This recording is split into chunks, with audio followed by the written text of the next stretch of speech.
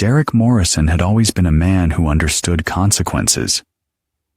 At 34, he owned 3 successful auto repair shops across the county, built from nothing after his father abandoned the family when Derek was 16.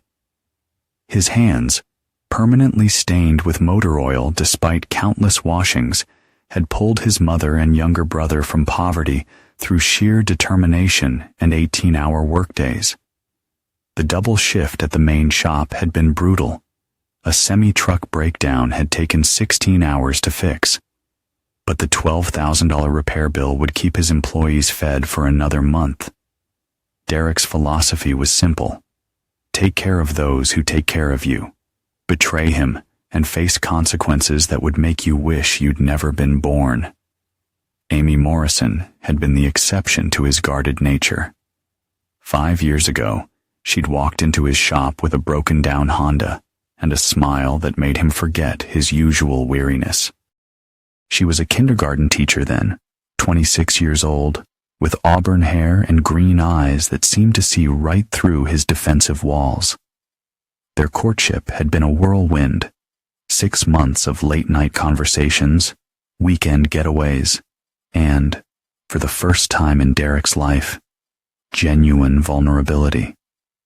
Amy's sister Lisa was a different story entirely.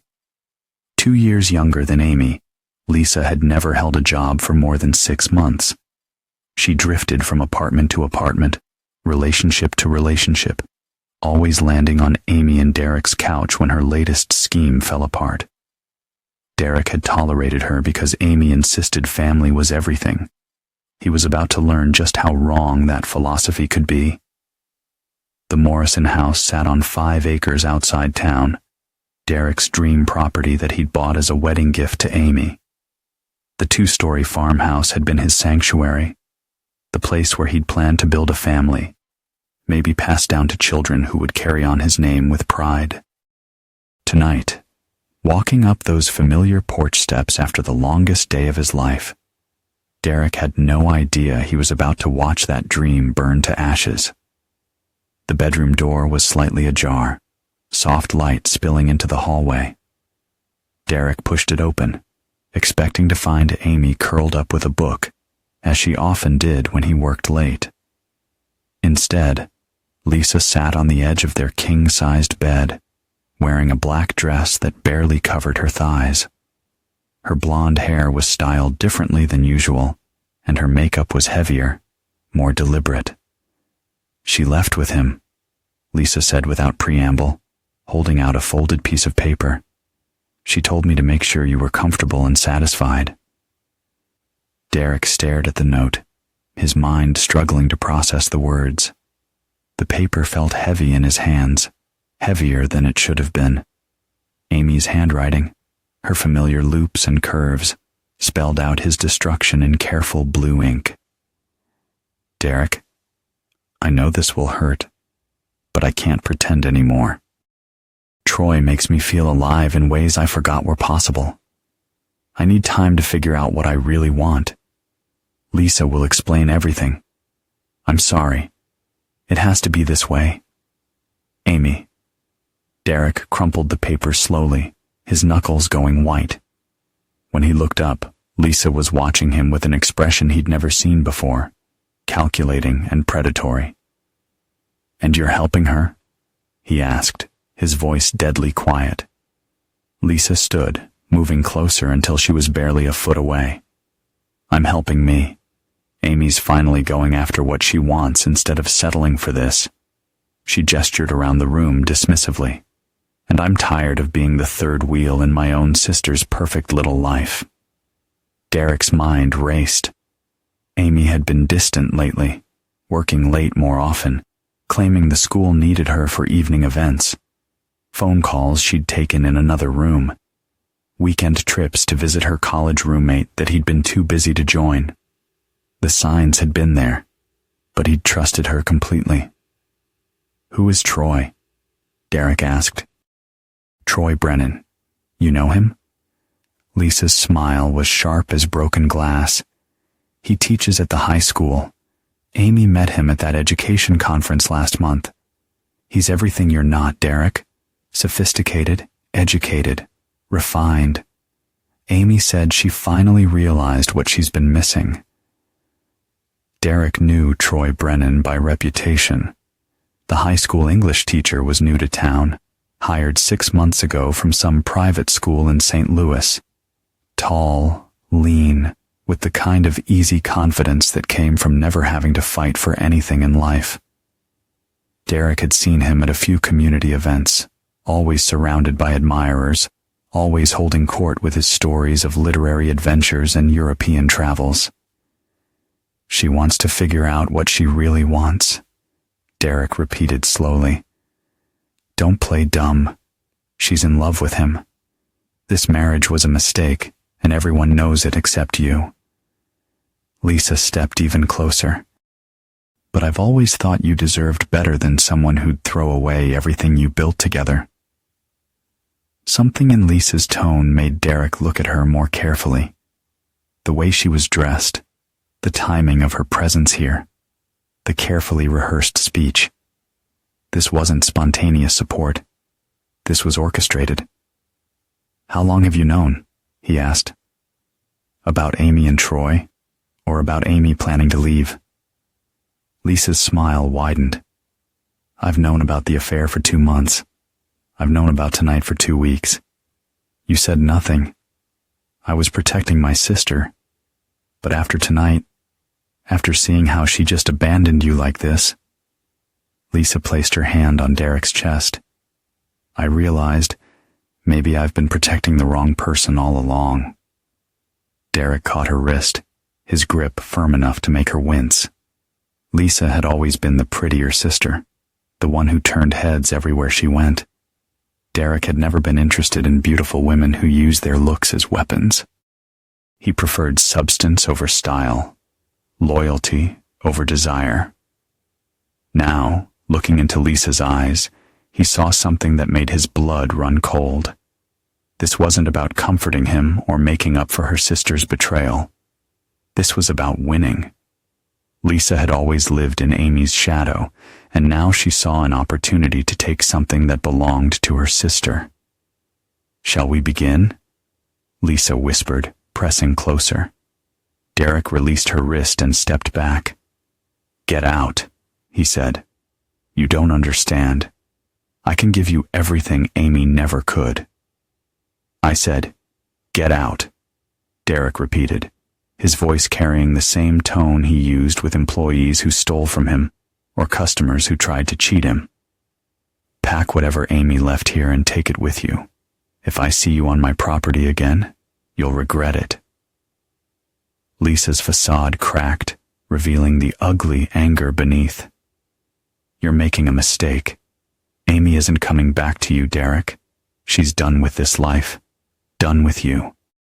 And when you're ready to admit that, I'll still be here. No, you won't be, Derek said quietly. After Lisa left, Derek sat alone in his bedroom, surrounded by reminders of his life with Amy. Wedding photos on the dresser, her clothes still hanging in the closet, her books stacked on the nightstand. The scent of her perfume lingered in the air, mixing with Lisa's cheaper fragrance to create something that made his stomach turn. Derek Morrison had never been a man who forgave betrayal. When his business partner tried to steal clients 3 years ago, Derek had destroyed him so completely that the man left town and never returned. When a customer accused him of fraud to avoid paying a legitimate bill, Derek had pursued legal action until the man filed for bankruptcy. But this was different. This was personal. This was his wife, his marriage, his entire life built on what he now realized was a foundation of lies. 3 weeks. Amy wanted 3 weeks to decide between her marriage and her lover. Derek looked around the bedroom they'd shared for 4 years, at the life they'd built together, at everything he'd sacrificed to make her happy. 3 weeks would be more than enough time for Derek Morrison to remind everyone involved exactly why crossing him was a mistake they'd never have the chance to make again. Derek's brother, Tyler, arrived at sunrise, finding Derek exactly where he'd been for the past 6 hours, sitting at the kitchen table with a cup of cold coffee and Amy's crumpled notes spread flat before him. Tyler was 2 years younger, but had inherited their father's lean build instead of Derek's broader frame. Unlike Derek, who'd never left their hometown, Tyler had spent 4 years in the Army before returning to work as Derek's general manager. "Lisa called me at 5 in the morning," Tyler said, pouring himself coffee. "She said Amy left with some teacher." Derek looked up from the note. Tyler was the only person in the world he trusted completely, the only one who knew about Derek's carefully hidden past. The 3 months he'd spent in juvenile detention at 17 for nearly hurting a man who'd threatened their mother. Tyler also knew why Derek had really bought this house so far from town, why he'd chosen a property with perfect sightlines and only one access road. "Lisa was here last night," Derek said, making it clear this whole thing was planned. "She knew about the affair for months, and she offered to console me." Tyler whistled low. "Both sisters, huh? That's cold even for them." He sat across from Derek, studying his brother's face. "What are you thinking?" Derek had always been able to read people, a skill developed from years of dealing with customers who tried to scam him, employees who might steal, and competitors who'd do anything to undermine him. Amy's note wasn't just a confession. It was a calculated move designed to minimize her guilt while maximizing his pain. The 3-week timeline wasn't about making a decision.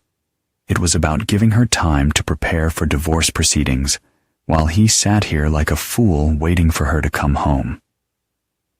"I'm thinking Amy Morrison just made the biggest mistake of her life," Derek said. Tyler leaned back in his chair. "What do you need? Information?" "I want to know everything about Troy Brennan, where he came from, why he left California, what skeletons he's hiding, and I want to know Amy's schedule, where they're going, who they're seeing."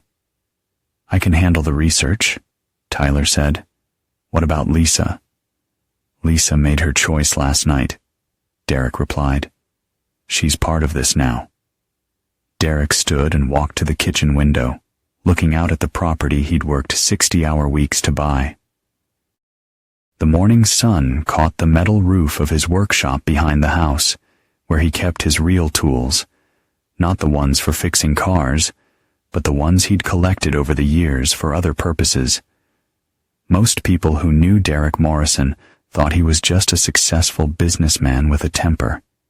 They had no idea what he was really capable of when pushed too far. "There's something else," Tyler said carefully. "I did some checking last night after Lisa called. Troy Brennan isn't just some random teacher.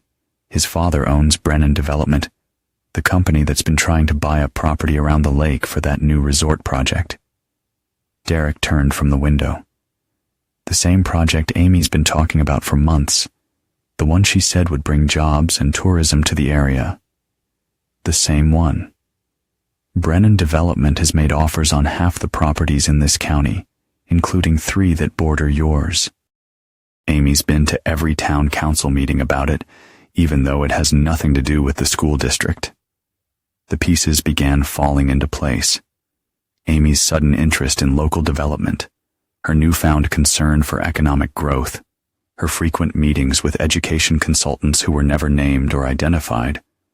Derek had assumed she was becoming more civically minded. In reality, she'd been playing a much deeper game. "How much do you think this property is worth if the resort gets approved?" Derek asked. "With lake access and 5 acres? Probably 2 million, maybe more." "But Derek, there's no way." "There's every way." Derek's voice was flat, emotionless. "Amy's been planning this for months. The affair, the separation, probably the divorce. She gets half of everything in the settlement, including half the value of this land. With the resort project moving forward, she walks away with a fortune. Tyler was quiet for a long moment. You think Troy's father put him up to this? I think Amy Morrison is smarter than I gave her credit for. I think she saw an opportunity to trade up from a mechanic's wife to a developer's daughter-in-law and decided to take it. The affair is just the cover story. Derek pulled out his phone and scrolled through his contacts. Amy had insisted they get life insurance policies last year, supposedly because her friend at school had lost her husband unexpectedly. Another detail that made perfect sense now. There's something you should know, Derek said, still looking at his phone. Lisa didn't just offer to console me last night. She made it clear she'd been planning it for weeks. This whole thing, Amy leaving, Lisa being here to comfort me, it's coordinated. You think they're working together? I think Lisa has been in love with the idea of my life for years. The house, the business, the stability. She saw Amy's affair as her chance to step in and take over. Derek looked up at his brother. But there's a problem with their plan. What's that? They assume I'm going to sit here for 3 weeks, feeling sorry for myself, waiting for Amy to come back and tell me she chooses him, Derek said, his smile cold enough to freeze blood. They have no idea who they're really dealing with. Tyler had seen that expression before, 16 years ago, when their father had shown up drunk and demanding money from their mother. Derek had been 18 then, already bigger and stronger than the man who'd abandoned them. Their father had left town that night with 3 broken ribs and a face that needed reconstructive surgery. He'd never come back. What's the plan? Tyler asked. First, we find out exactly what Amy and Troy are up to. Every detail, every conversation, every move they make for the next 3 weeks. Second, we figure out how the Brennan family really operates, because a development company that can buy up half a county has money, which means they have secrets. Derek walked to a cabinet above the refrigerator and pulled down a small metal box. Inside were documents he'd hoped never to use: birth certificates, social security cards, driver's licenses, all in different names. Souvenirs from a life he'd left behind when he'd met Amy. Third, Derek continued, we remind everyone involved that Derek Morrison isn't just some small-town mechanic they can scam and abandon. Some people are born to be victims. Others are born to make victims pay. Tyler looked at the false documents spread across the table. Derek, if you're thinking what I think you're thinking, I'm thinking my wife made a choice. She chose to betray me, humiliate me, and steal from me. She chose to involve her sister in a scheme to destroy my life and take everything I've built. Derek gathered the documents and put them back in the box. Now she gets to live with the consequences of that choice. And if she comes back, if she realizes she made a mistake. Derek walked back to the window, watching the sun climb higher over his property. Somewhere out there, Amy was probably waking up in Troy Brennan's bed, believing she'd successfully manipulated the husband she thought was too simple to see through her plan. Lisa was probably already calling her with updates about Derek's reaction, both sisters laughing about how easy it had been to fool him. She won't come back, Derek said quietly, because by the time I'm finished, there won't be anything left for her to come back to. Derek's first stop was the Riverside Diner, a place where information flowed more freely than coffee. Martha Holbrook had owned the diner for 25 years and knew every secret in town. More importantly, she owed Derek a favor. He'd fixed her delivery truck for free when she couldn't afford the repair bill. Derek Morrison, Martha said as he slid into a corner booth. Heard Amy took off with that fancy teacher. Sorry to hear it, honey. News travels fast, Derek said. Lisa was in here an hour ago, crying her eyes out about how torn up you were. Ordered 3 coffees to go. Martha poured Derek a cup without being asked. Funny thing, though, she was crying, but her makeup never smudged. Professional job, if you ask me. Derek had always liked Martha's sharp eye for detail. 3 coffees, 1 for her, 1 for Amy, 1 for the teacher. They're staying at the Lakeside Inn, room 237. Lisa made sure to mention it loud enough for half the diner to hear. The Lakeside Inn was the nicest hotel in town, expensive enough that most locals couldn't afford it. The fact that they were staying there instead of driving to the next county meant they wanted to be seen, wanted the whole town talking about Amy Morrison's dramatic departure. You know anything about this Troy Brennan? Derek asked. Martha's expression darkened. Know his type. Came in here about a month ago with Amy. Real charming and smooth. Ordered the most expensive thing on the menu, then sent it back because it wasn't California quality. Tipped 5% and acted like he was doing me a favor. What about his family? Brennan Development. They've been sniffing around here for 2 years, buying up properties with promises of big money and new jobs. Half the folks who sold to them are still waiting for those jobs to materialize. Martha leaned closer. Word is they're having financial problems. The resort project is their last shot at staying solvent. Derek absorbed this information. A development company in financial trouble would be desperate to make the resort project work, which meant they'd be willing to bend rules, cut corners, maybe even break laws to secure the land they needed. From the diner, Derek drove to the county courthouse. As a business owner, he'd learned to navigate the bureaucracy of permits, licenses, and public records. The clerk, a middle-aged woman named Patricia, recognized him immediately. Mr. Morrison, how can I help you today? I need to see all the public records on Brennan Development, incorporation documents, property transfers, building permits, anything on file. It took Patricia an hour to gather the files, but what Derek found was fascinating. Brennan Development had been incorporated in California 3 years ago, right around the time several major projects had failed due to environmental violations. They'd moved to this county 18 months ago and immediately began aggressive land acquisition, often paying well above market value for properties. The company was structured as a family trust with Troy's father, Richard Brennan, as the primary trustee. But the financial documents showed something interesting. Most of their operating capital came from a series of loans secured against future development profits. If the resort project failed, the company would face immediate bankruptcy. Derek photographed every relevant document with his phone, then drove to the high school. As a local business owner who occasionally spoke to vocational classes, he had legitimate reasons to be there. He found Troy Brennan's classroom during the lunch hour. Troy was everything Derek had expected. Tall, polished, with the kind of easy confidence that came from a lifetime of privilege.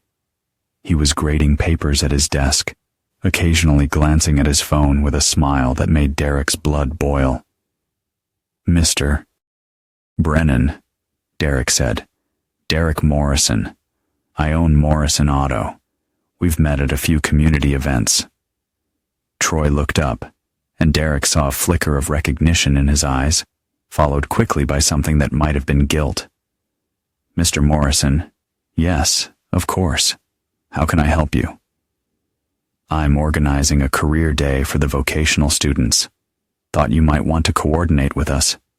Maybe bring some of your English students to learn about practical applications of technical writing.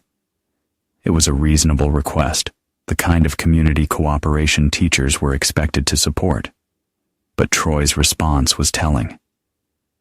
That sounds interesting, but I'm pretty busy with the literature curriculum. Maybe next semester. Sure, Derek said. By the way, congratulations on your engagement. Troy went very still.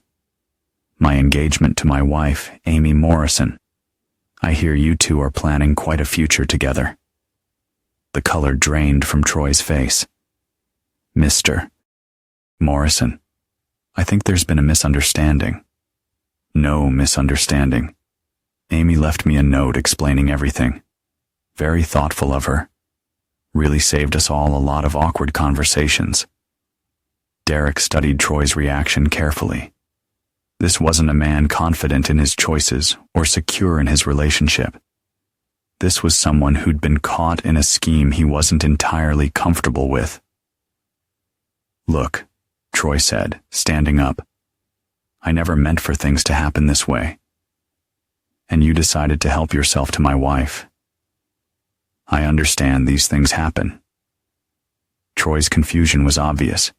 He'd expected anger, threats, maybe even violence. Derek's calm acceptance was throwing him off balance. I want you to know, Derek continued, I don't blame you entirely. Amy's a beautiful woman, and she can be very persuasive when she wants something. I'm sure she made it sound like our marriage was already over. She said you'd grown apart. Troy said carefully, she said you weren't compatible anymore. Did she mention the resort project? How much money this property would be worth if your father's development gets approved? Troy's face went white. I don't know what you're talking about. No? Interesting. Because according to the county records, Brennan Development has made offers on every property bordering mine. Substantial offers, the kind that would make a teacher's salary look like pocket change. Derek pulled out his phone and showed Troy one of the photos he'd taken at the courthouse, a property map with all the Brennan Development acquisitions highlighted. Derek's property was a glaring hole in the middle of their planned development. Mr. Morrison, Troy said, his voice shaking slightly, I swear to you, I had no idea about any connection between Amy and my father's business. Our relationship has nothing to do with the fact that Amy would get half of that in a divorce settlement with the convenient timing of your transfer to this school district, right when your family needed to secure the last pieces of land for their project. Derek watched Troy process this information, watched the realization dawn that he'd been used as thoroughly as Derek had. Amy Morrison hadn't just betrayed her husband. She'd manipulated her lover into a situation that could destroy both their lives. She played us both, Troy whispered. No, Derek said quietly. She played you. She tried to play me. There's a difference. Derek left Troy standing in his classroom, looking like a man who just realized he was standing in quicksand. The drive back to his house gave Derek time to think about what he'd learned. Amy's plan was more sophisticated than he'd initially thought, but it had a fatal flaw. It relied on everyone else playing their assigned roles without questioning the script. Tyler was waiting in the kitchen with a laptop full of research when Derek returned.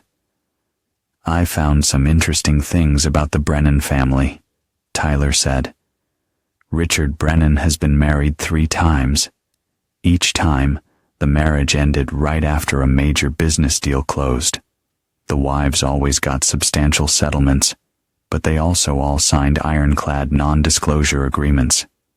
He has a pattern. Gets better. Troy isn't his biological son. Richard adopted him when he married Troy's mother, wife number 2. She died in a car accident 6 months after signing over custody rights. Very convenient timing. Derek sat down at the table.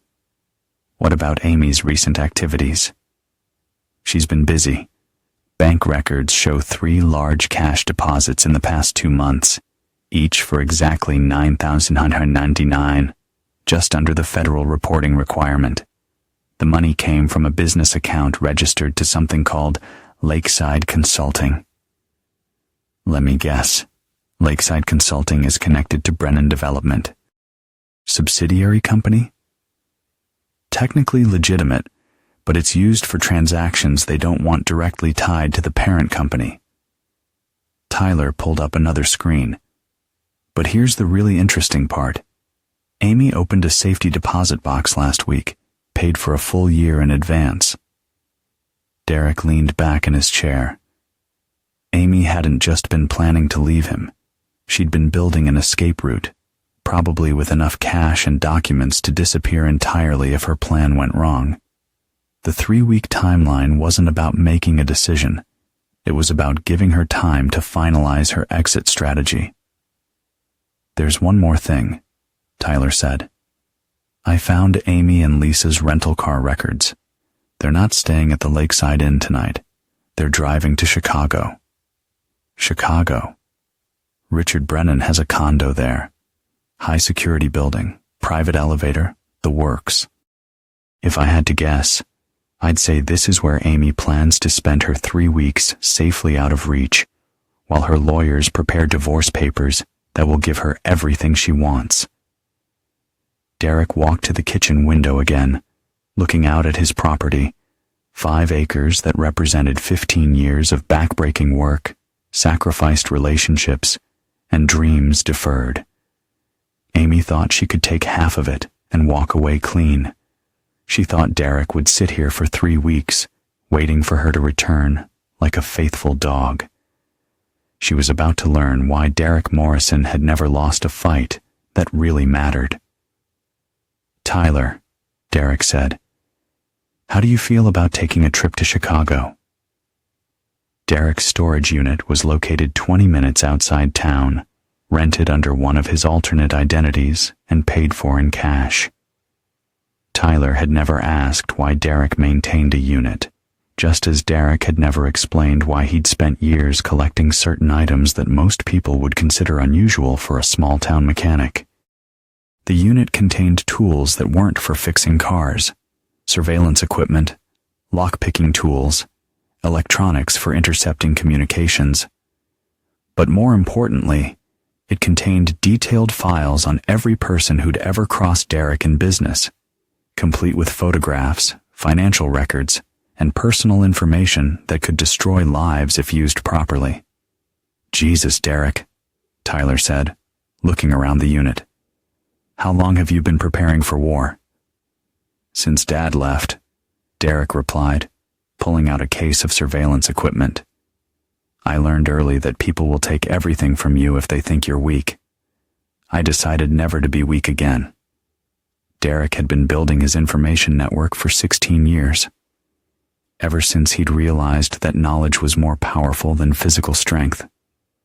Every employee who'd tried to steal from him, every customer who'd attempted fraud, every competitor who'd spread lies about his business, Derek had files on all of them.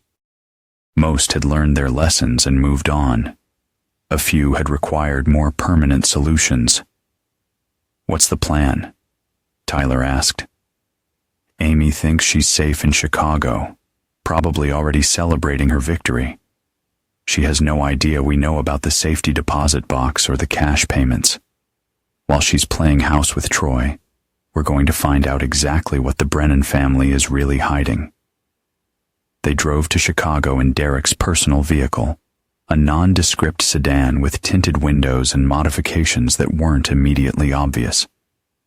Derek had learned long ago that the key to effective surveillance was being invisible, blending into the background until your targets forgot you existed.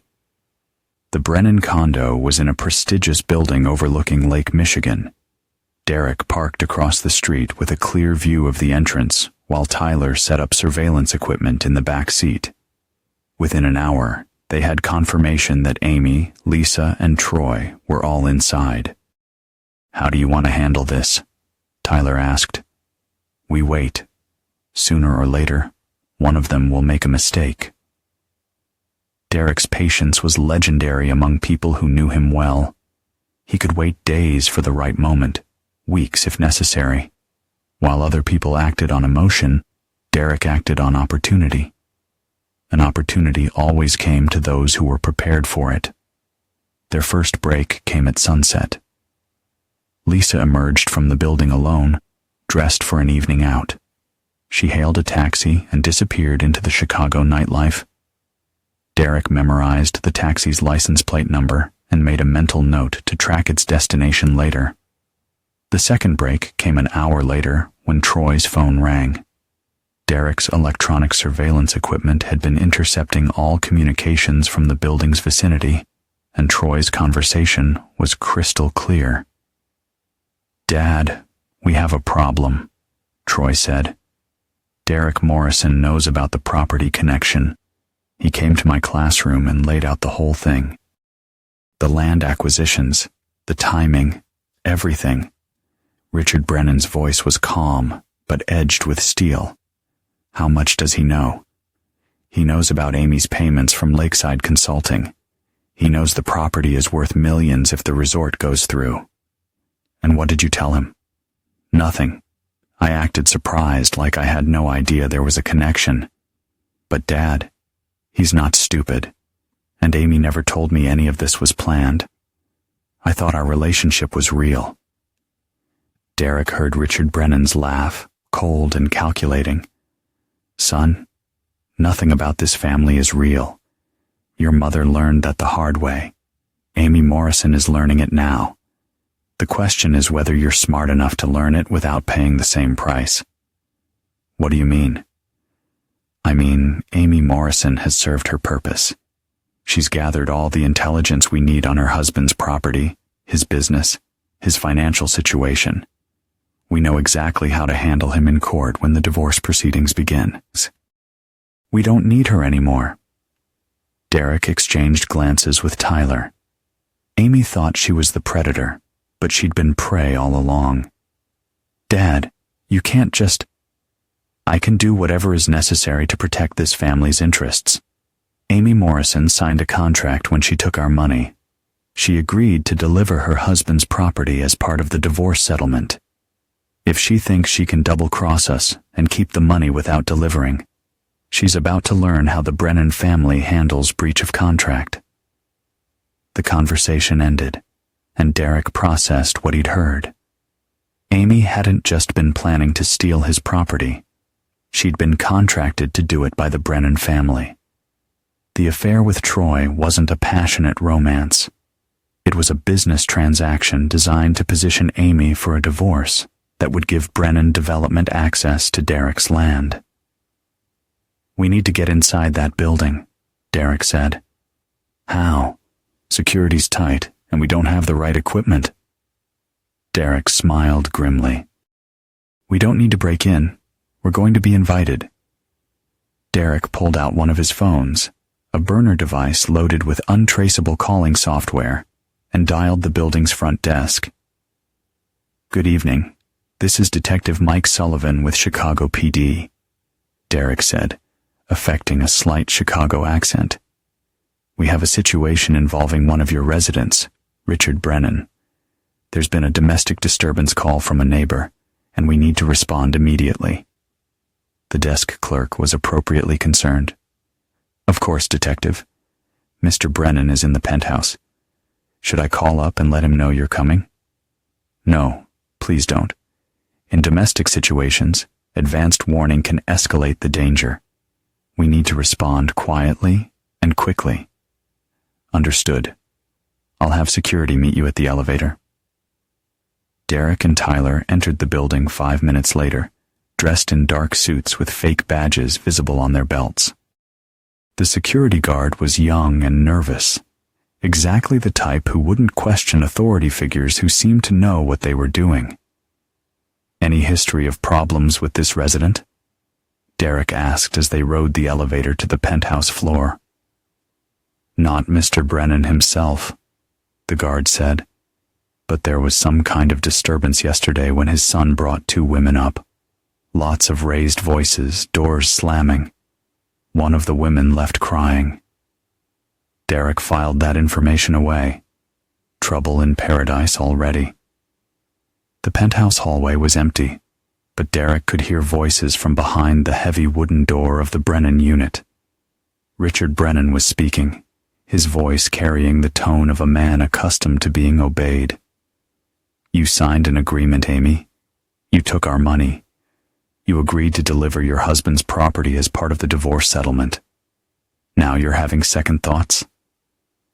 Amy's voice was defensive, smaller than Derek had ever heard it. I just think we moved too fast. Derek's not as simple as I thought. He's asking questions, connecting dots. Maybe we should wait. Let things cool down. There is no waiting. The resort project needs to break ground in 6 months, or we lose our financing. Your husband's property is the centerpiece of the development. We need clean title to that land, which means we need him financially destroyed and eager to sell. But what if he fights the divorce?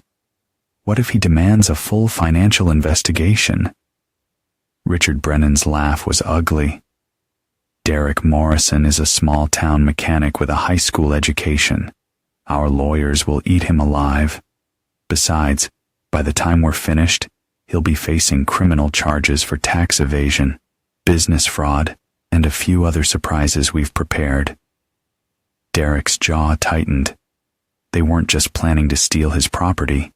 They were planning to destroy his reputation and send him to prison. The IRS will be very interested in those cash payments you claim never happened, Richard continued. Amazing how easy it is to create evidence of tax fraud when you have the right contacts. Tyler touched Derek's arm, a silent warning. They had enough information now. Time to leave before someone realized they weren't really police officers.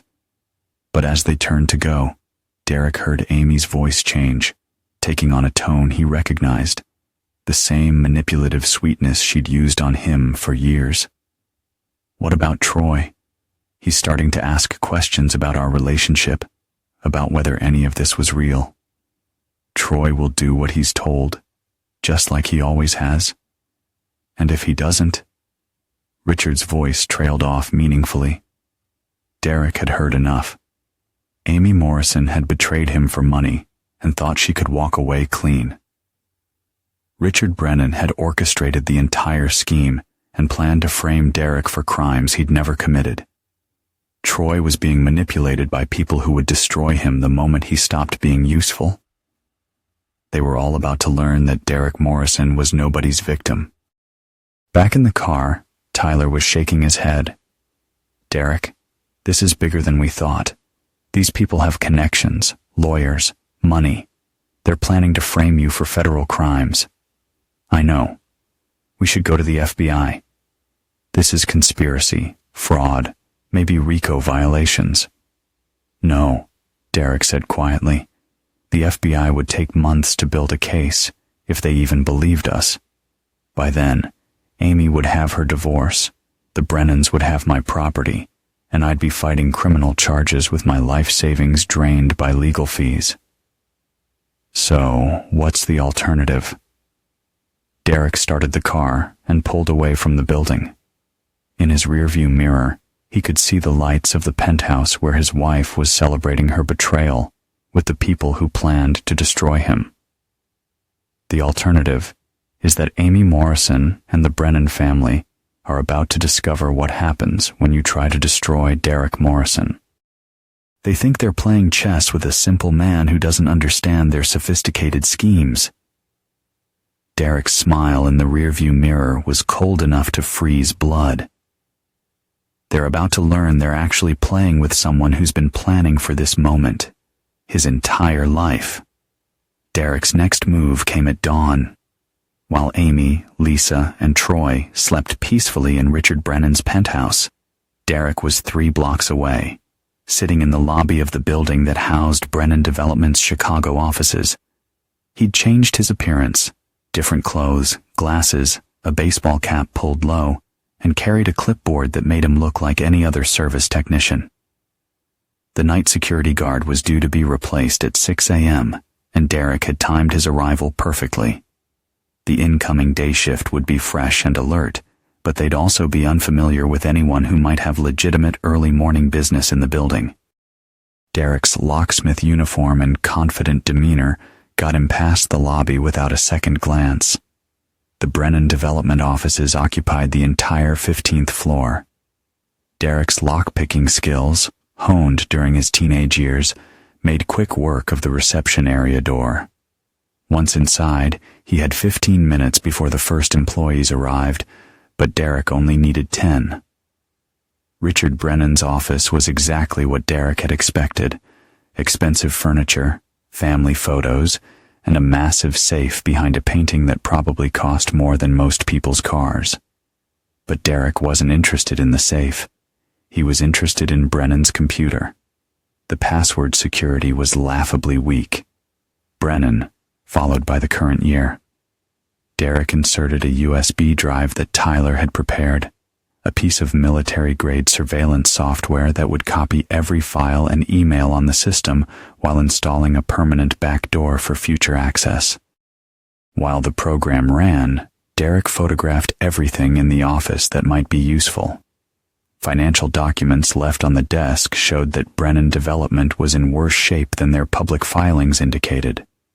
They had less than 3 months of operating capital remaining, and their loans were structured in a way that would trigger immediate foreclosure if the resort project failed. But the most interesting discovery was a folder labeled Morrison Project that contained detailed surveillance photos of Derek's property, financial records that could only have come from Amy, and a timeline that made Derek's blood run cold.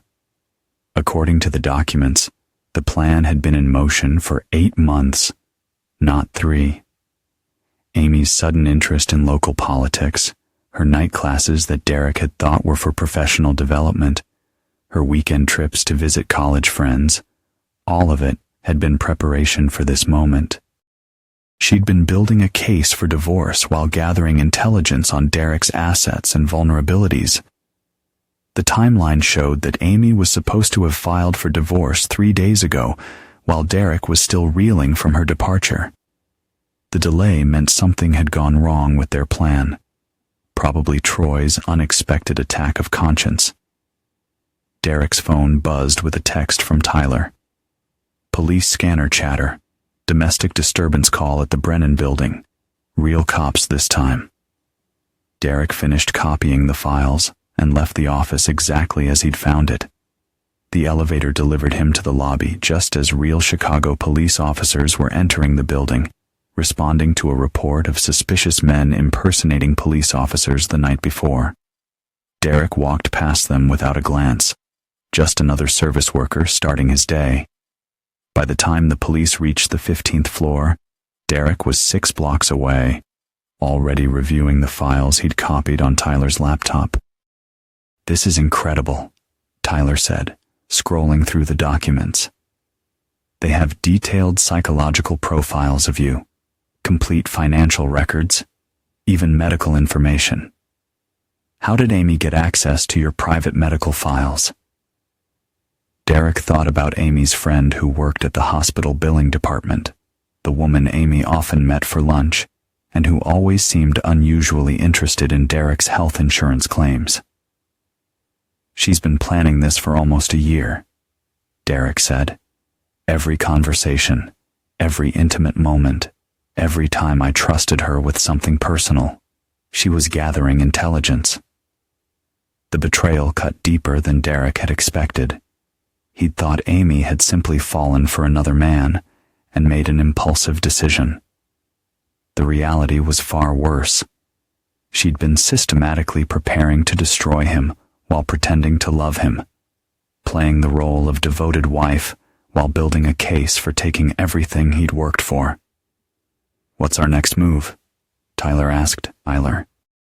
Derek looked at the surveillance photos of his property, taken from angles that could only have been shot by someone with unlimited access to his home. Amy hadn't just betrayed his trust. She'd violated his sanctuary, the one place where he'd felt safe from the world. "We're going to turn their own plan against them," Derek said. "They want to frame me for tax evasion and business fraud. We're going to give them exactly what they want." Derek's business attorney, Jim Hendress, had been handling Derek's legal affairs for 10 years. He was the kind of small-town lawyer who prided himself on personal relationships and ethical practice, Exactly the wrong kind of attorney for the war Derek was about to wage. But Derek didn't need Jim's legal expertise. He needed his access to financial records and his unquestioned trust in Derek's integrity. "Jim, I need you to file some paperwork for me," Derek said, sitting across from the lawyer's cluttered desk. "I want to transfer ownership of my business assets to Tyler, effective immediately." "Derek, that's a significant move. Are you sure you want to?" "I'm sure. I also want to liquidate my personal accounts and convert everything to cash, and I want you to begin preliminary discussions with the IRS about a voluntary disclosure regarding some potential tax issues." Jim's expression changed from confusion to alarm. "Derek, if you think there are problems with your tax filings, we should handle this very carefully. Voluntary disclosure can protect you from criminal prosecution, but it also means admitting guilt. I understand, but I'd rather deal with this proactively than wait for the government to come knocking." Derek was counting on Jim's reaction being exactly what it was: immediate concern followed by protective legal action. By evening, Jim would have filed the necessary paperwork to protect Derek's assets and begun the process of voluntary tax disclosure. On paper, it would look like Derek was desperately trying to hide assets and avoid criminal charges. In reality, Derek was building a false trail for the Brennan family to follow. When they inevitably accessed his financial records, probably through Amy's continued access to his personal information, they would see exactly what they expected to see: a panicked man trying to hide his crimes. Derek's next stop was the local FBI field office, where he requested a meeting with Agent Patricia Vasquez, the white-collar crime specialist who'd investigated several local business fraud cases. "Mr. Morrison," Agent Vasquez said as Derek was escorted into her office, "what can I do for you?" "I think my wife is involved in a conspiracy to steal my property," Derek said. "I have evidence that she's been paid by a development company to gather information about my assets and manipulate me into a divorce that would give them access to my land." Derek spread the documents he'd copied from Richard Brennan's office across Agent Vasquez's desk, carefully omitting any that would reveal how he'd obtained them. He presented them as materials Amy had left behind in her hurry to leave. Agent Vasquez studied the documents with growing interest. "This is very sophisticated, Mr. Morrison. If these documents are genuine, you're talking about a complex fraud scheme involving interstate commerce, conspiracy, and possibly money laundering." "That's what I thought. But I'm worried they're going to try to frame me for crimes I didn't commit. My attorney says they might claim I've been evading taxes or committing business fraud." "Have you been evading taxes or committing business fraud?" "No, but I've been sloppy with record keeping, and if someone wanted to make it look like I was hiding income or assets, they probably could." Agent Vasquez made notes on a legal pad. "Mr. Morrison, I need to be honest with you. Based on what you've shown me, you should probably have a criminal defense attorney present for this conversation." "Why?" "I haven't committed any crimes." "Because conspiracy and fraud cases are complex, and innocent people sometimes get caught up in them. If the Brennan family is as sophisticated as these documents suggest, they might try to frame you as a co-conspirator rather than a victim." Derek had been counting on exactly this reaction. Agent Vasquez was now officially aware of the case, which meant any future investigation would have to account for Derek's cooperation. If the Brennan family tried to frame him later, they'd have to explain why their victim had voluntarily brought the case to federal attention. "What should I do?" Derek asked. "Get a good lawyer, document everything, and be very careful about any contact with your wife or the Brennan family. If they're running a sophisticated con, they might try to manipulate you into doing something that would implicate you in their crimes." Derek left the FBI office with exactly what he'd wanted: official documentation that he was a cooperating victim, not a criminal suspect. Agent Vasquez would begin a preliminary investigation, and the Brennan family would eventually learn that their target had federal protection. By the time Derek returned home, Tyler had news that changed everything. "Lisa's back," Tyler said. "She's been calling your phone for 2 hours. Says it's urgent.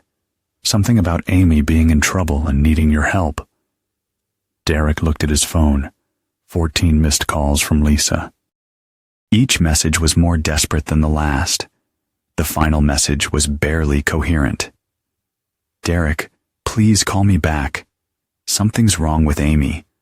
I think she's in real danger. The Brennan family isn't what we thought. Please, I need to see you tonight." Derek smiled grimly.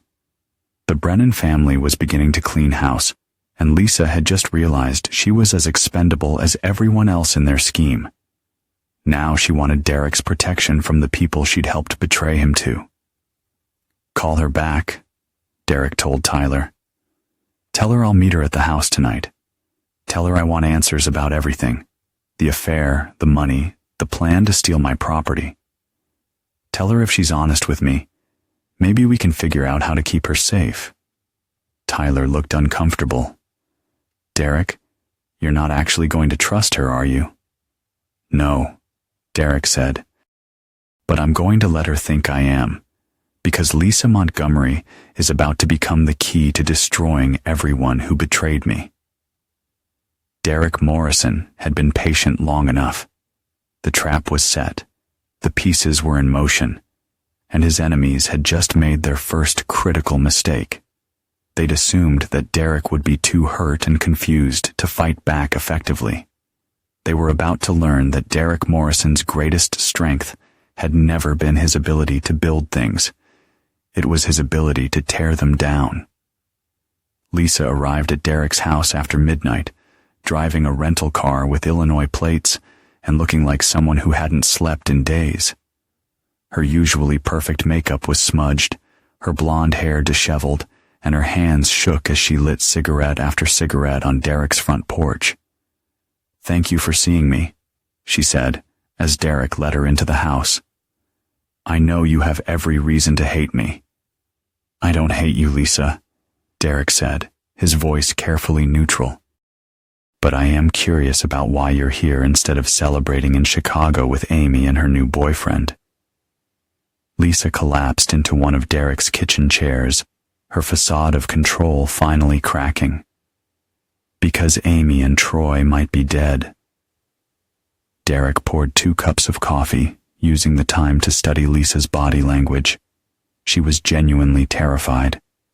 But Derek had learned long ago that Lisa Montgomery was capable of lying convincingly, even when she was afraid. "Tell me what happened," Derek said. "We went to Chicago like we planned." Lisa's voice trembled. "Amy was so excited, talking about how we'd finally gotten away from this town, how she was going to be rich enough to do whatever she wanted." Lisa's voice broke slightly. "But when we got to Richard Brennan's condo, everything changed." Derek sat across from her, waiting. One of the most effective interrogation techniques was simply remaining silent until the other person felt compelled to fill the void. "Richard wasn't what Amy expected," Lisa continued. "She thought he'd be grateful, maybe even romantic about the whole thing. Instead, he treated her like an employee who'd completed an assignment. He had a contract ready for her to sign, spelling out exactly how much money she'd get when the divorce was finalized and how she'd transfer her share of your property to his company." "And Amy signed it?" "She tried to negotiate. Said she wanted more money, better terms, maybe a permanent relationship with Troy instead of just a one-time payment." Lisa lit another cigarette with shaking hands. Richard laughed at her, told her she was a small-town school teacher who'd been useful for gathering information, but now she was just another liability to be managed. Derek absorbed this information. Amy had thought she was playing the Brennan family, but they'd been playing her from the beginning. The affair with Troy, the elaborate deception, even Lisa's involvement, all of it had been orchestrated by Richard Brennan to get access to Derek's property. What happened to Troy? He tried to defend Amy, started talking about how they really did care about each other, how this wasn't supposed to be just business. Lisa's laugh was bitter. Richard told him that caring was a luxury the Brennan family couldn't afford. Then he made a phone call and 2 men came to the condo. What kind of men? The kind who make people disappear. Richard told Amy and Troy they could either sign new contracts, ones that gave Richard everything he wanted with no questions asked, or they could take a permanent vacation to the bottom of Lake Michigan. Derek felt a chill that had nothing to do with the late hour. He'd suspected the Brennan family was ruthless, but he hadn't anticipated they were willing to commit murder to protect their interests. Amy signed the contract, Lisa continued, but Troy refused. Said he was going to the police, going to expose the whole scheme.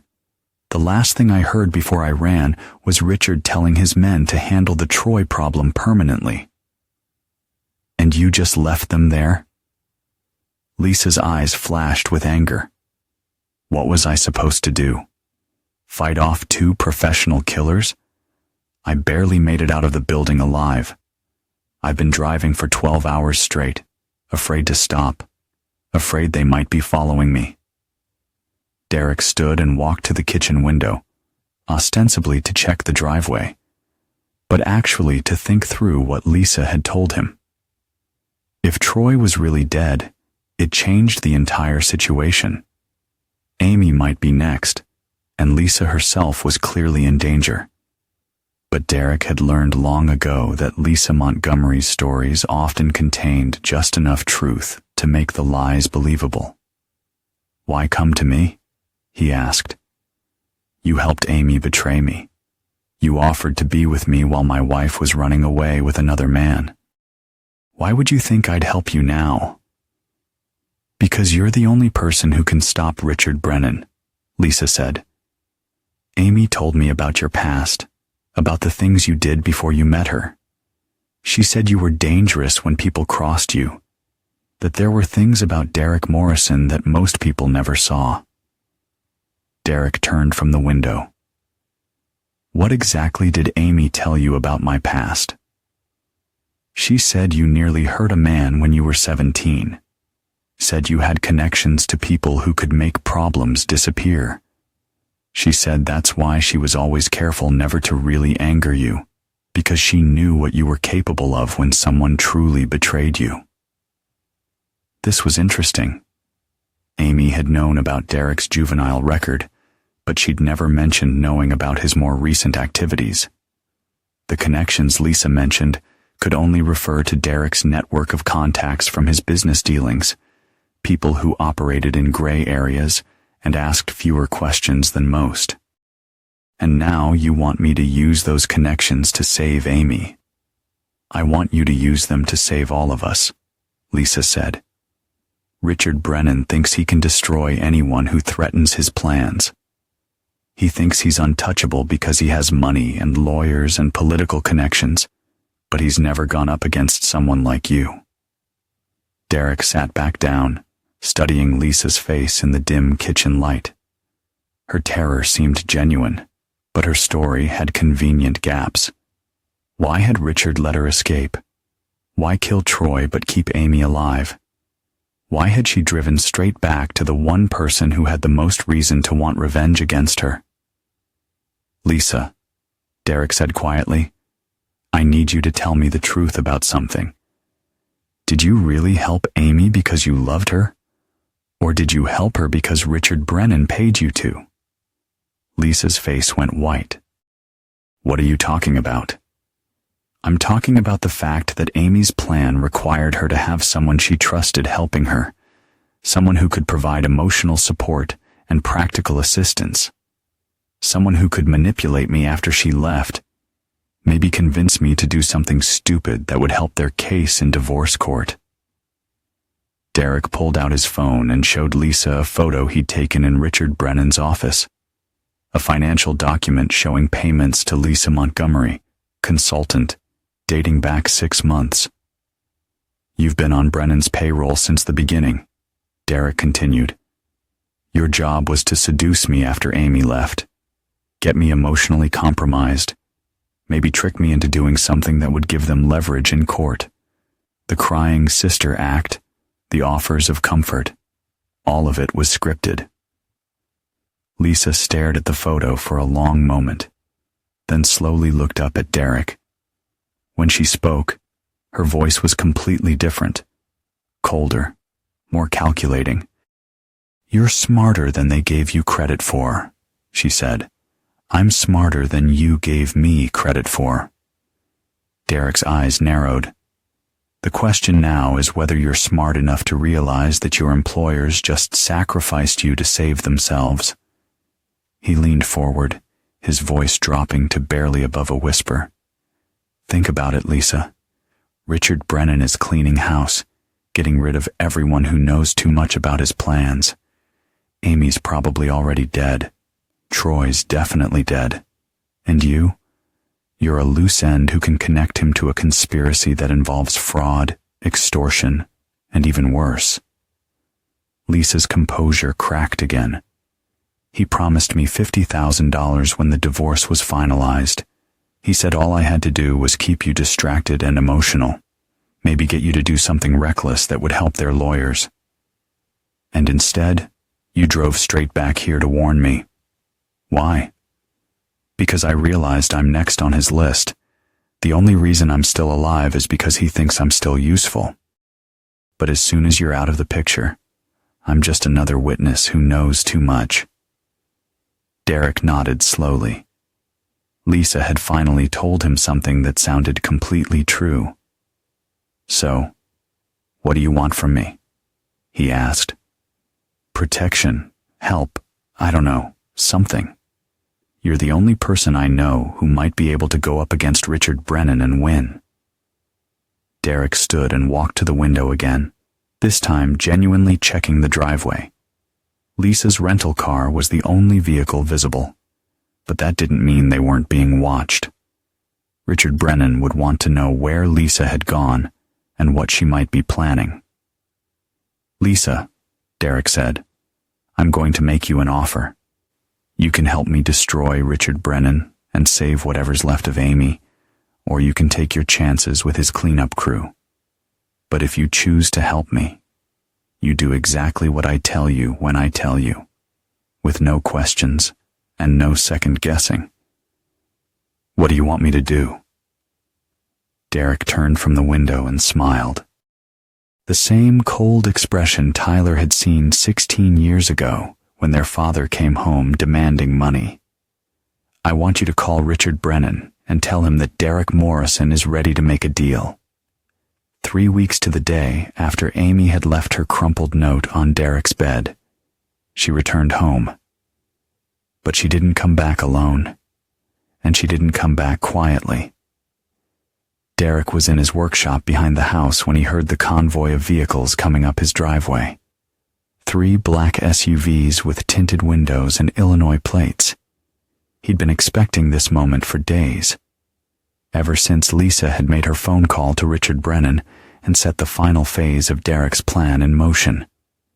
Amy emerged from the lead vehicle, looking nothing like the confident woman who'd orchestrated her own disappearance. She was pale, disheveled, and her hands were shaking as she approached the house. Behind her, Richard Brennan stepped out of the second SUV, flanked by 2 men who were obviously professional security. But it was the third vehicle that drew Derek's attention. Lisa climbed out of the passenger seat, followed by a man Derek didn't recognize. Tall, well-dressed, carrying a briefcase that probably contained legal documents designed to finalize Derek's destruction. Derek walked slowly from his workshop to the house, taking his time, letting them all see that he wasn't surprised or intimidated by their theatrical arrival. Tyler emerged from the house and took a position near the front door, his military bearing making it clear that Derek wasn't alone. "Amy," Derek said as she reached the porch steps. "Welcome home." Amy's composure cracked the moment she heard his voice. "Derek, I'm so sorry. I never wanted things to go this far. I thought I could control it, but Richard—" "Shut up, Amy," Richard Brennan interrupted, stepping forward. "Mr. Morrison, my name is Richard Brennan. I believe you know why we're here." Derek studied the man who'd orchestrated the destruction of his marriage. Richard Brennan was exactly what Derek had expected. Expensively dressed, supremely confident, radiating the kind of arrogance that came from a lifetime of getting whatever he wanted through money and intimidation. "I know you're trespassing on my property," Derek said. "Beyond that, you'll have to enlighten me. We're here to finalize the divorce settlement that your wife agreed to. She's prepared to sign papers that will give you a clean separation and her a fair share of the marital assets." Richard gestured to the man with the briefcase. "My attorney has prepared all the necessary documents." Derek looked at Amy, who was staring at the ground like a child caught in an elaborate lie. "Amy, is that what you want? A clean separation and a fair share?" When Amy looked up, Derek could see terror in her eyes. "Derek, there are things you don't understand. If I don't sign these papers, if I don't go through with this, if you don't go through with this, you'll face the same consequences as your boyfriend, Troy," Richard said quietly. Derek felt Tyler tense beside him, but Derek's expression never changed. "What happened to Troy, Richard?" "Troy had an accident. Very tragic. But accidents happen to people who make poor decisions about their loyalties." Derek nodded, as if this was perfectly reasonable. "I see. And what poor decision did Troy make?" "He decided to go to the FBI with wild stories about conspiracy and fraud. Unfortunately, before he could make his statement, he had a fatal car accident on Lakeshore Drive. Very dangerous road, especially late at night." "I'm sure it is. And Amy understands that similar accidents could happen to other people who make poor decisions?" "Amy understands perfectly. Don't you, Amy?" Amy nodded frantically, tears streaming down her face. "Derek, please just sign the papers." "Fine. Take whatever settlement they're offering. Don't try to fight this." Derek looked around at the assembled group. Richard Brennan with his confident smirk, his attorney with his briefcase full of legal documents, his security team with their obvious weapons, Lisa standing slightly apart from the others, and Amy begging him to surrender everything he'd worked for. "There's just one problem," Derek said. "What's that?" Richard asked. "I already gave my property away." Derek pulled out a folded document from his back pocket and handed it to Richard's attorney. 3 days ago, I transferred ownership of this property, my business, and all my assets to my brother Tyler. Legally speaking, I don't own anything for Amy to claim in a divorce settlement." The attorney studied the document, his face growing pale. "This is a legitimate transfer recorded with the county, notarized, completely legal." Richard's confidence faltered for the first time. "That's impossible. You couldn't have known." "Couldn't have known what? That my wife was planning to steal my property? That she'd been working with you for months to set up this elaborate con? That you killed Troy when he got inconvenient?" Derek's smile was thin as razor wire. "Richard, I've known about your little scheme since the second week. The question is, what are you going to do about it now?" Richard's security team shifted nervously, hands moving closer to their weapons. But Derek's attention was focused on Lisa, who was backing slowly toward the tree line at the edge of his property. "The problem with complex plans," Derek continued, "is that they require everyone to play their assigned roles. but people are unpredictable. Take Lisa, for example. Richard spun around to look at Lisa, who had now reached the edge of the woods. Lisa, what is he talking about? Lisa's been recording our conversations for the past week, Derek said. Amazing what people will agree to when they think they're about to be murdered by their business partners. She's documented everything. The conspiracy to steal my property, the frame-up attempt, even your confession to murdering Troy.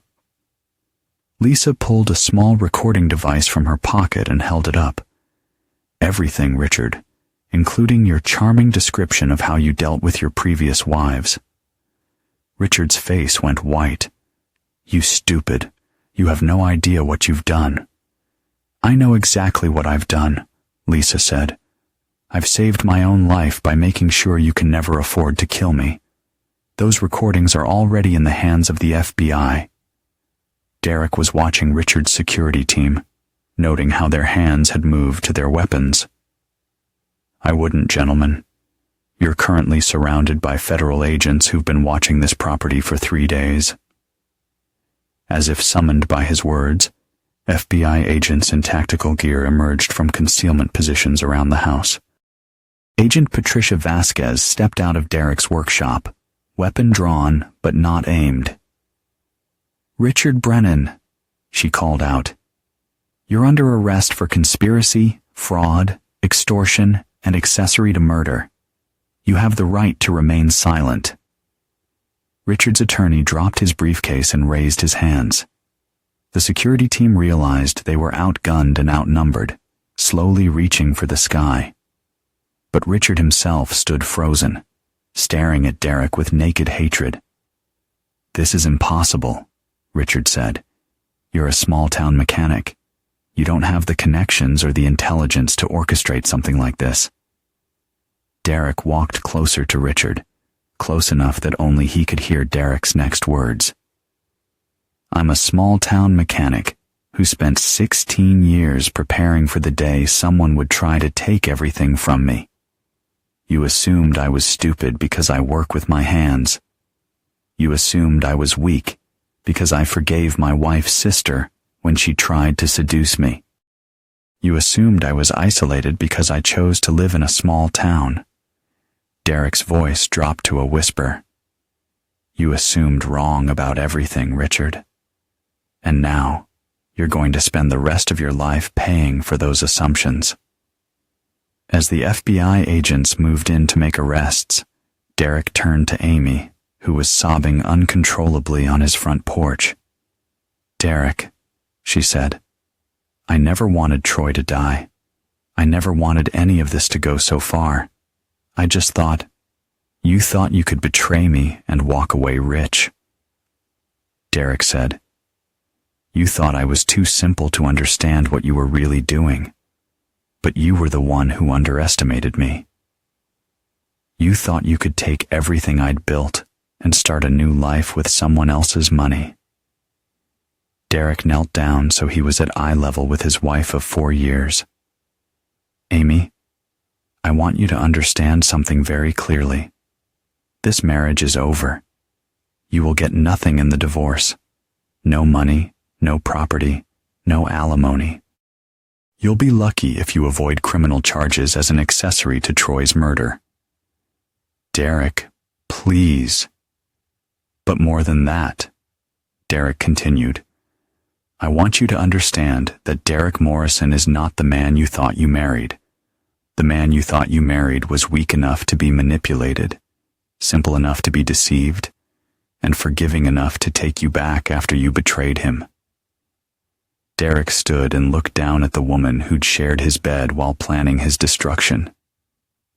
That man never existed, Amy, and now you'll spend the rest of your life knowing that the real Derek Morrison was always watching, always planning, always 3 steps ahead of everyone who thought they could take advantage of him.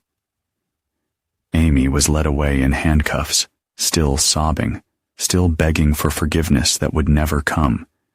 Lisa was placed in protective custody, her cooperation having earned her immunity in exchange for her testimony. Richard Brennan and his associates were loaded into federal vehicles, their elaborate scheme having collapsed into the nightmare of a federal prosecution that would destroy them as completely as they had planned to destroy Derek. As the convoy of law enforcement vehicles disappeared down his driveway, Derek stood alone on his front porch with Tyler. The house was quiet again, the way it had been before Amy filled it with lies and betrayal.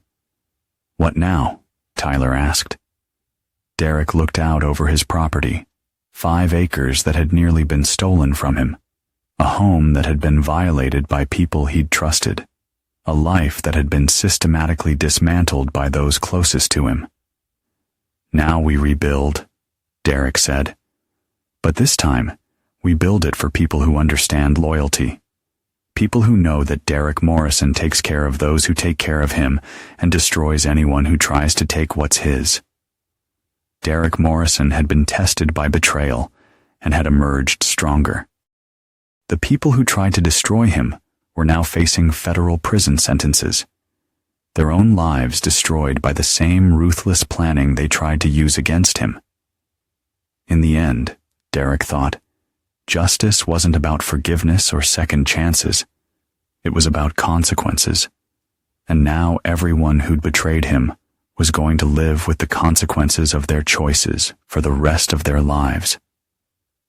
6 months after the arrests, Derek sat in a federal courthouse watching Richard Brennan's sentencing hearing. The man who'd once radiated confidence and power now looked broken. His expensive suit couldn't hide the fact that he'd lost everything: his company, his freedom, and his family's legacy. The prosecution had built an airtight case using Lisa's recordings, the documents Derek had photographed in Richard's office, and financial records that showed the full scope of the Brennan family's criminal enterprise. What had started as a scheme to steal Derek's property had revealed a pattern of fraud, extortion, and violence spanning multiple states and dozens of victims. Troy Brennan's death had been reclassified as murder after investigators found evidence that his car had been tampered with. Richard's security team had cooperated with prosecutors in exchange for reduced sentences, providing detailed testimony about other accidents they'd arranged for people who'd threatened the Brennan family's interests. Judge Margaret Crawford looked down at Richard from her bench with the expression of someone who'd spent 30 years dealing with criminals who thought money made them untouchable. "Mr. Brennan," she said, "your crimes represent a level of premeditation and callousness that frankly shocks this court. You orchestrated the systematic destruction of multiple families, committed fraud on a massive scale, and ultimately ordered the murder of your own adopted son when he threatened to expose your crimes." Richard's attorney had argued for leniency, claiming his client was a first-time offender who'd made poor decisions under financial pressure. The judge was not impressed. "The court sentences you to life in federal prison without the possibility of parole. Your assets will be forfeited to compensate your victims, and you will never again have the opportunity to destroy innocent lives for your own profit." Derek felt no satisfaction watching Richard led away in shackles. Justice wasn't about revenge. It was about ensuring that dangerous people could never hurt anyone again. Richard Brennan would spend the rest of his life in a small cell, thinking about the choices that had brought him there. Amy's hearing had been 2 weeks earlier. Her cooperation with prosecutors had earned her a plea deal: 5 years in federal prison for conspiracy and fraud, with the possibility of parole in 3. She'd testified against Richard with tears streaming down her face, finally understanding that her elaborate plan had been orchestrated by someone far more ruthless than she'd ever imagined. Derek had attended her sentencing but hadn't spoken to her. What was there to say? Amy Morrison had betrayed everything they'd built together for money that was never real in a relationship that had been a lie from the beginning. She would serve her time and eventually be released to rebuild her life somewhere else. Derek wished her no harm, but he also wished her no contact with his world ever again. Lisa had received immunity in exchange for her cooperation, but she'd still paid a price for her betrayal. Her reputation in their small town was destroyed, and she'd moved to another state to start over. Before leaving, she'd asked Tyler to give Derek a message. "She said she's sorry," Tyler relayed. "She knows it doesn't change anything, but she wanted you to know that she never meant for things to go this far. She thought she was just helping Amy get what she deserved, but she never imagined it would lead to murder and prison sentences." Derek nodded, taking the message without comment. Lisa's apology meant nothing to him now. The damage was done, and the consequences had been paid. All that mattered was that justice had been served, and that Derek's life could finally move forward. She was sorry for everything she'd done, and hoped he could someday forgive her. Derek's response had been simple. Forgiveness was for people who made mistakes, not for people who made deliberate choices to hurt others. Lisa had chosen to help destroy his life for money. The fact that she'd eventually chosen to save herself didn't erase that betrayal. The financial aftermath had been complex, but ultimately favorable for Derek. The court had ordered full restitution from Brennan Development's assets, which included millions of dollars in properties and investments. Derek's losses had been minimal since he'd transferred his assets before the scheme could be completed, and he'd actually profited from the legal settlement. More importantly, the FBI investigation had revealed that several other development companies had been using similar tactics to acquire properties across the region. Derek's case had become the centerpiece of a federal task force that was now prosecuting real estate fraud nationwide. Agent Vasquez had told Derek he should consider a career in law enforcement, given his natural ability to think like a criminal. Derek had declined politely. He had no interest in hunting criminals for the government when he was perfectly capable of handling his own problems. Now, 6 months later, Derek was rebuilding his life according to his own specifications. The house had been completely renovated, erasing every trace of Amy's presence. New furniture, new paint, new everything. Tyler had moved into the guest house on the property, and together they'd expanded the business to include a specialized division that provided security consulting for other small business owners. Derek had learned something important during the investigation. He wasn't the only successful person who'd been targeted by sophisticated con artists. There was a market for his particular skills in identifying and neutralizing threats to people who'd built something worth stealing. His first client had been a rancher in Montana, whose wife had suddenly left him for a real estate developer who wanted to buy his land for a fraction of its value. Derek had exposed the scheme within 2 weeks and helped recover damages that bankrupted the would-be thieves. His second client had been a tech entrepreneur whose business partner had been secretly meeting with competitors to arrange a hostile takeover. Derek's investigation had revealed industrial espionage that resulted in federal charges and a settlement that made his client wealthy enough to retire. Word spread quietly through networks of successful people who understood that wealth and success made them targets for increasingly sophisticated criminals. Derek Morrison became known as someone who could see through elaborate deceptions and neutralize threats that traditional law enforcement was too slow or too limited to handle. The work suited Derek perfectly. He found fulfillment in helping those who needed it most, using every hard-won lesson from his own battles. He was protecting people who'd built something valuable from those who would steal it, rather than earn it themselves. He was using skills he developed over a lifetime of dealing with betrayal and violence. And he was making enough money to live exactly the life he wanted, without depending on anyone else. Derek's new house had been designed with security as the primary consideration. Bulletproof windows, reinforced doors, surveillance systems that could track movement for miles in any direction. The workshop behind the house had been expanded into a facility that could handle everything from basic repairs to advanced electronics and weapons maintenance. Tyler managed the day-to-day operations of the auto repair business, while Derek focused on consulting work. They'd hired 3 new mechanics and 2 office staff, all of whom had been thoroughly vetted and all of whom understood that loyalty to the Morrison family was the most important qualification for employment. Derek had no interest in remarrying. He'd learned that trusting someone with access to his life was the most dangerous thing he could do.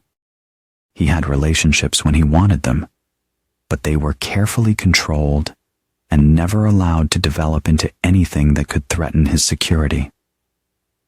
The old Derek Morrison had been a man who believed in love, trust, and building a life with someone who shared his values. That man had been naive enough to be betrayed by the people closest to him. The new Derek Morrison was harder, smarter, and completely self-sufficient. Some people might have considered his new life lonely or paranoid. Derek considered it realistic. The world was full of people who would take everything from you if given the opportunity. The key was never giving them that opportunity. Derek's phone buzzed with a text message from a potential client in Texas, an oil executive whose son-in-law was pressuring him to change his will while his daughter was suddenly pushing for him to retire early.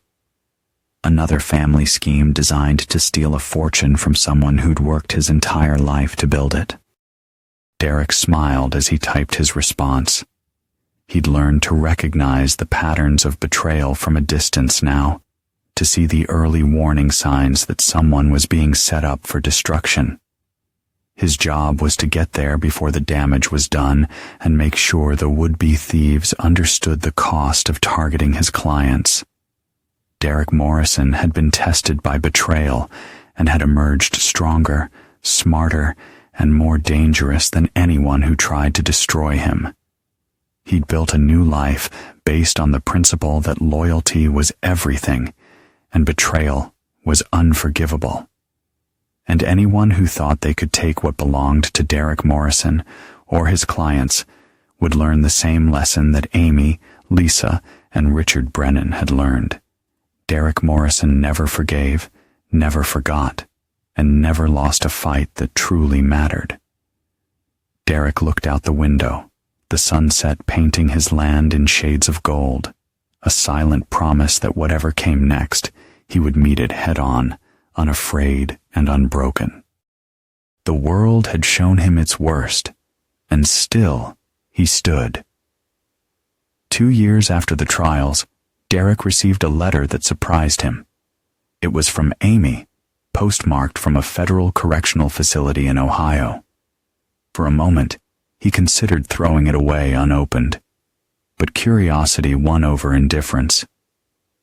Derek, I know you probably don't want to hear from me, and I understand why. I've had 2 years to think about what I did, about the choices I made, and the people I hurt. I'm not writing to ask for forgiveness. I know that's impossible. I'm writing because I need you to know that I finally understand who you really are. When I was planning to leave you, I thought I knew everything about Derek Morrison. I thought you were a simple man who would be devastated by my betrayal, who would either take me back or spend years trying to win me back.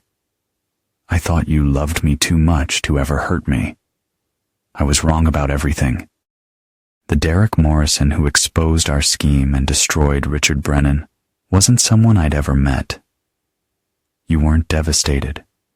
You were calculating. You weren't heartbroken. You were strategic. You didn't love me too much to hurt me. You loved yourself too much to let me destroy you.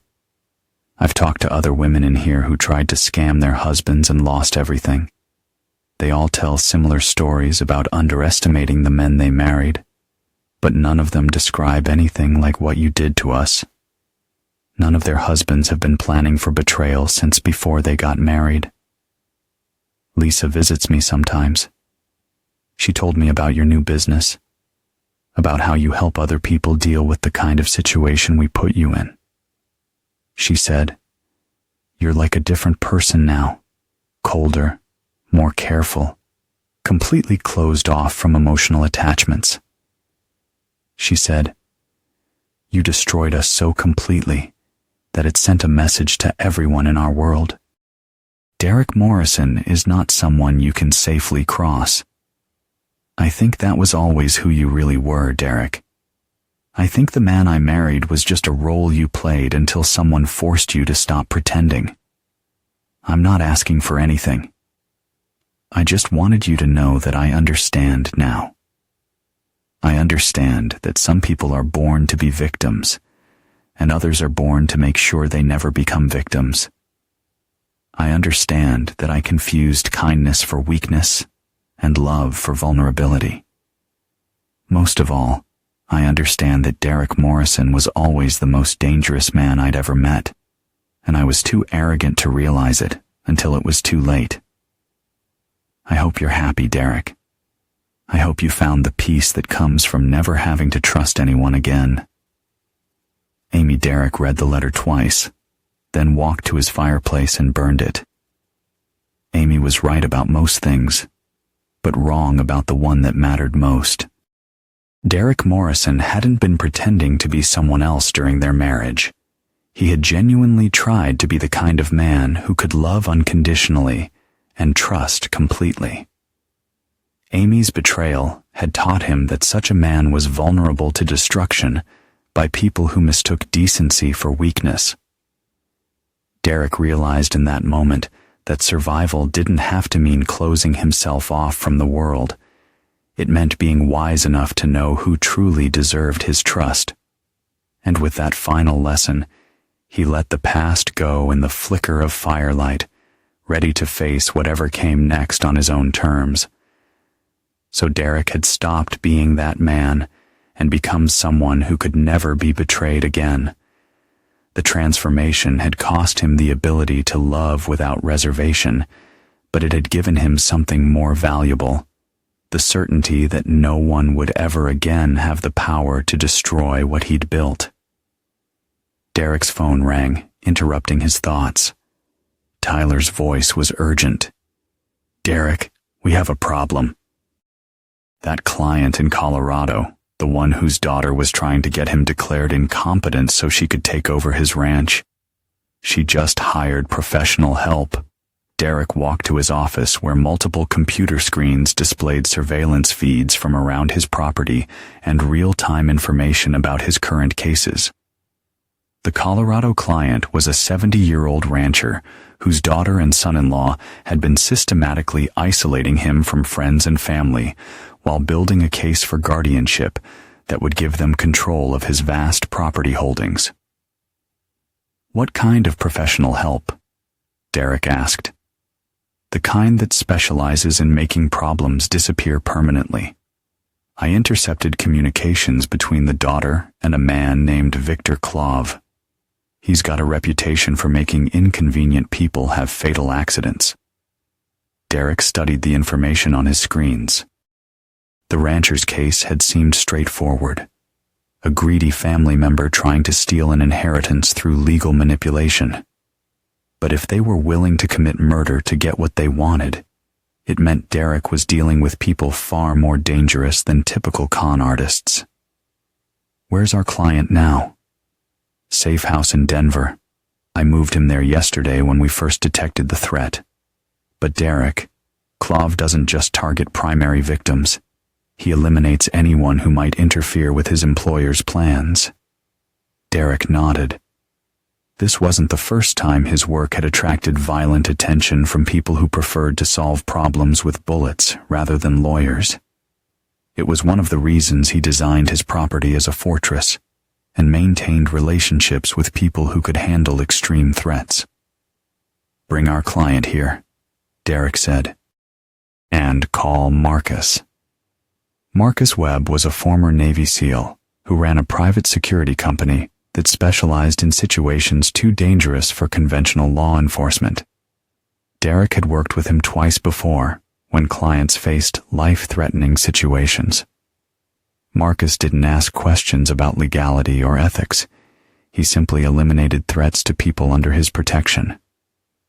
"You think it'll come to that?" Tyler asked.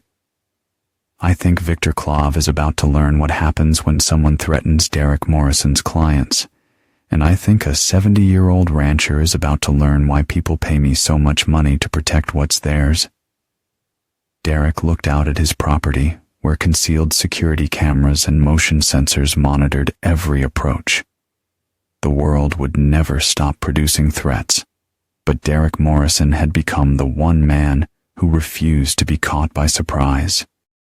In the distance, he could see the reinforced buildings where he stored equipment for situations that required more than surveillance and legal maneuvering. Some people might have considered Derek's preparations excessive for a small-town business owner. But Derek had learned that the world was full of people who would use any level of violence necessary to take what they wanted. The only way to deter such people was to be more prepared for violence than they were.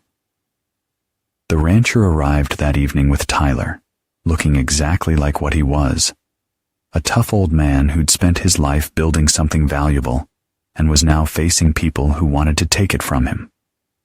Frank Garrison was Derek's kind of client, someone who'd earned what he had and refused to be victimized by those who hadn't. "Mr. Morrison," Frank said as Derek showed him around the secure portions of the property, "I appreciate your help, but I've been taking care of myself for 70 years. I don't need to hide from my own daughter." "Mr. Garrison," Derek replied, "your daughter just hired a professional killer to eliminate you and anyone helping you. This isn't about family dynamics anymore. This is about survival." Derek spent the evening briefing Frank on the security protocols that would keep him alive while Derek dealt with the immediate threat. Marcus arrived at midnight with a team of specialists who would handle the situation in ways that wouldn't appear in any police reports. "How do you want to handle this?" Marcus asked as they reviewed intelligence reports on Victor Clove and his known associates. "Clove and his team will expect us to hunker down and wait for them to make the first move," Derek said. "Instead, we're going to find them first and make it clear that threatening my clients is a terminal mistake." Derek had learned long ago that the best defense was overwhelming offense. People who lived by violence understood only one thing: the certainty that attacking Derek Morrison's people would result in their own destruction. The next morning, Derek drove to the hotel where Clove's team was staying. But instead of confronting them directly, he did something that confused them. He introduced himself politely and invited them to lunch. "Mr. Clove," Derek said as they sat in a busy restaurant surrounded by innocent civilians, "I understand you've been hired to eliminate Frank Garrison and anyone protecting him." Clove was a compact man with dead eyes and hands that never stopped moving. He'd expected ambush or intimidation, not a civilized conversation over sandwiches. "I don't know what you're talking about," Clove said carefully. "Of course you do, but I want to give you the opportunity to reconsider your contract before things go too far." Derek pulled out a tablet and showed Clove detailed surveillance photos of his team, their weapons, and their planned approach routes. "As you can see, I've been watching you since you arrived. I know your capabilities, your intentions, and your escape plans." Clove studied the photos, his expression growing more concerned. Professional killers succeeded by being invisible and unpredictable. Derek had made him visible and anticipated his every move. "What do you want?" Clove asked. "I want you to understand what happens if you complete your contract.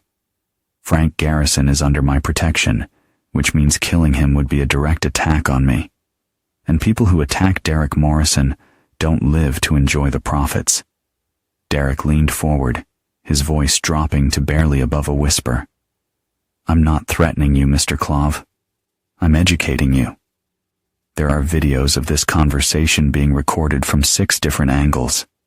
There are detailed records of your presence here, your weapons, and your communications with your employers. If Frank Garrison is harmed, you and your entire team will be found dead within 48 hours, and the evidence will show that you died in a conflict with other criminals. Derek sat back and resumed eating his sandwich. On the other hand, if you withdraw from this contract and leave Colorado immediately, you'll live to take other jobs from other clients. The choice is entirely yours. Clove was quiet for a long moment. Professional killers survived by accurately assessing risks and threats. Looking into Derek's eyes, he saw something that made his decision very easy. I think there's been a misunderstanding about our business in Colorado, Clove said carefully. We'll be leaving today. Excellent choice, Derek said. Safe travels. By evening, Victor Clove and his team had left Colorado without completing their contract. Frank Garrison's daughter found herself facing federal charges for conspiracy to commit murder. Her elaborate inheritance scheme had collapsed into a criminal prosecution that would send her to prison for life. Frank himself returned to his ranch with a new understanding of why Derek Morrison charged such high fees for his services. Derek didn't just expose con artists and fraudsters. He dealt with any level of threat necessary to protect what his clients had built. That night, Derek sat on his porch, looking out over his property. In the distance, he could see the lights of Tyler's house and the subtle glow of security systems that monitored every approach to their home.